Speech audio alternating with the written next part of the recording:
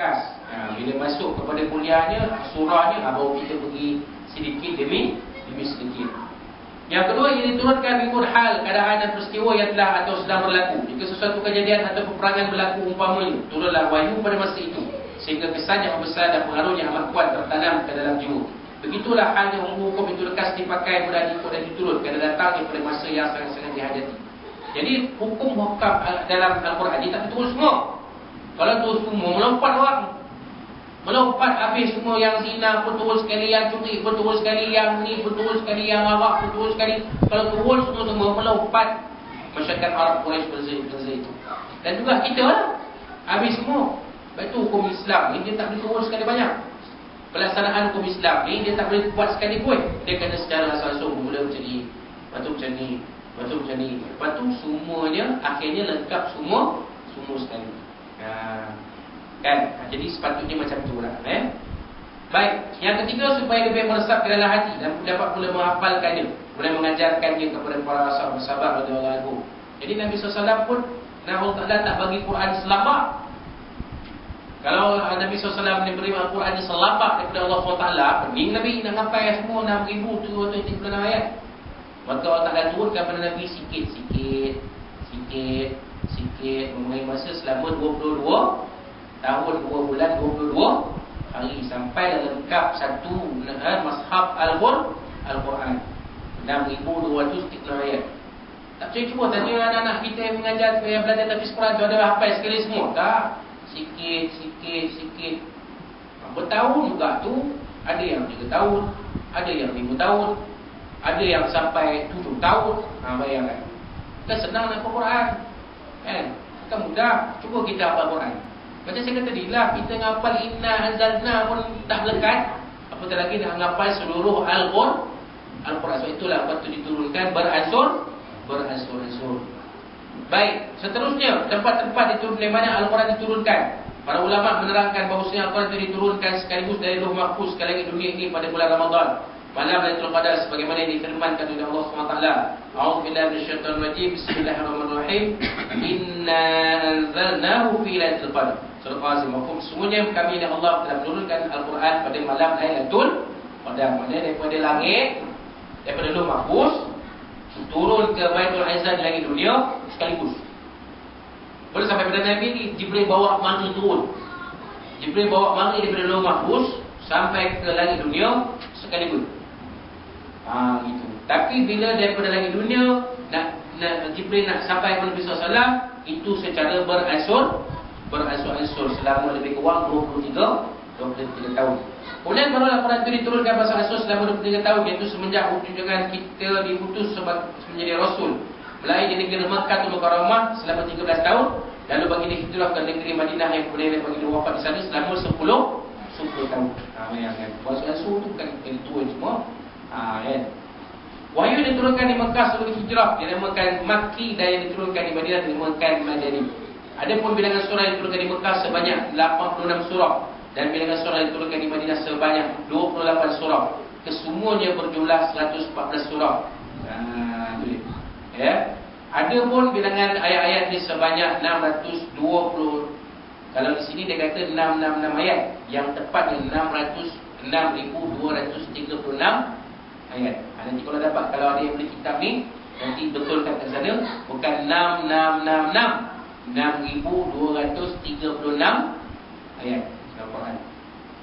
Dan bilangan hurufnya sebanyak 235,345 huruf. Bayang tuan-tuan. Kan ni 10 orang, tak 2 juta badan.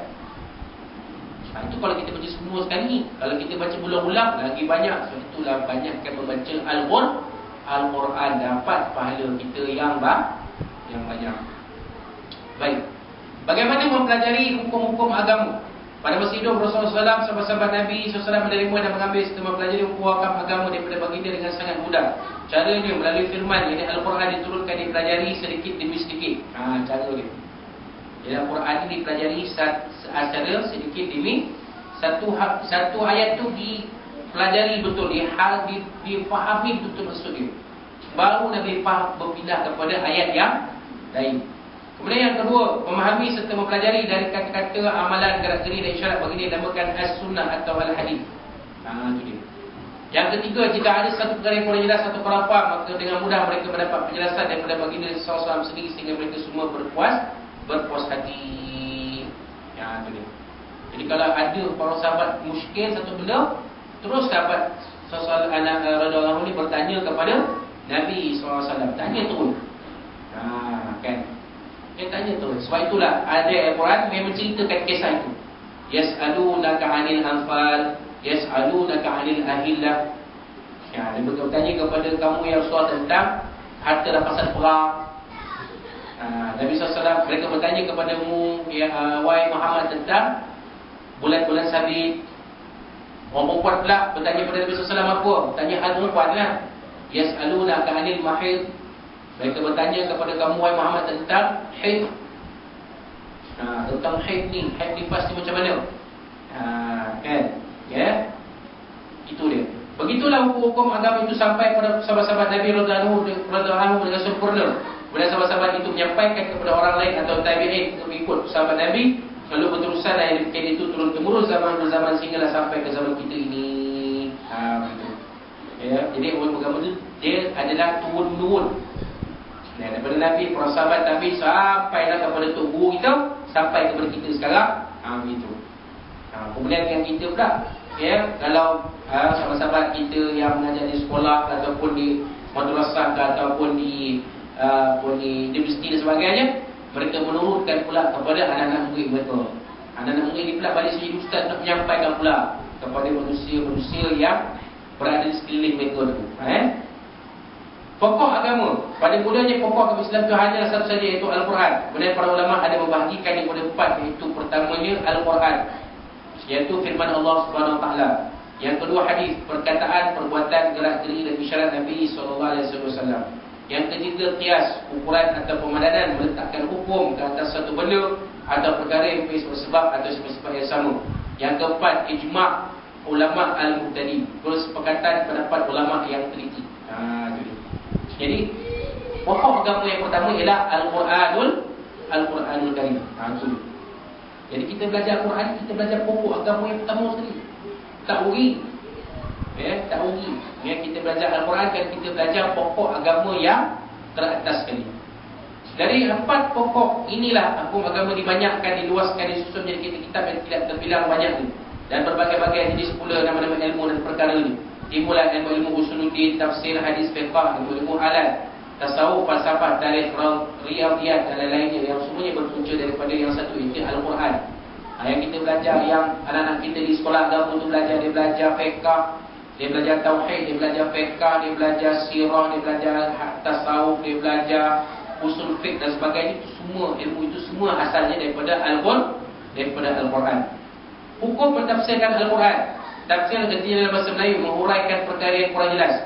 Ada pun dimasukkan tafsir dalam istilah hukum syarak ialah menjelaskan firman Allah yang kesamaran, yakni dengan firman Allah ataupun dengan sabda Nabi SAW, ataupun azab, yakni perkataan para sahabat yang warid yang datang di sahabat-sahabat, atau tabi'in yang ikut para sahabat, ataupun menjelaskan firman Allah SWT tadi dengan kaedah bahasa Arab. Itu maknanya tafsir. Tafsir ini menjelaskan isi Al-Quran. Apa yang tak clear, yang tak jelas, diperjelaskan melalui tafsir.